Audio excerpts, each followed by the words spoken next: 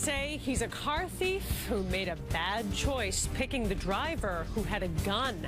And that driver was in no mood to become a victim. And he wasn't. New Hampshire Bureau Chief Michael Rosenfield live in New Hampshire with this story. Michael?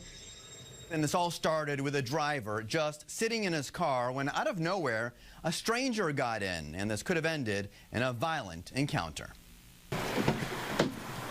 Paul Jensen was sitting in the driver's seat of his Ford Taurus in a hospital parking lot in Nashua when this man, James Paul, suddenly opened up the passenger door. And as he started to get in, I realized that this wasn't, I didn't have time to think about anything. It just reacted, you know.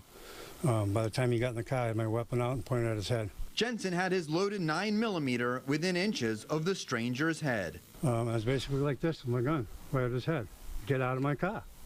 But, you know, get out of my car. I don't know what you're doing, but you lost your mind? Get out of my car. He wouldn't do it. Jensen held him at gunpoint until police arrived. Hearing about a gun in the parking lot, officers would shut down the area. I have no idea what's going on. In court today, James Paul was charged with trying to steal the car and with tampering with a fire alarm. After his arrest, police say he ripped a sprinkler from the ceiling in his jail cell. As for Jensen, police say he is licensed to carry the weapon, and they don't fault him for pulling the gun.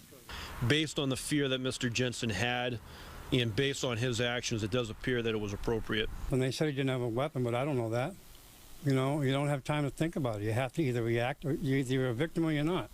And I chose not to be a victim. Before the incident even took place that day in Nashua, earlier in the morning, he was arrested for disorderly conduct in nearby Hollis, New Hampshire, accused of knocking on the front door of a stranger's house.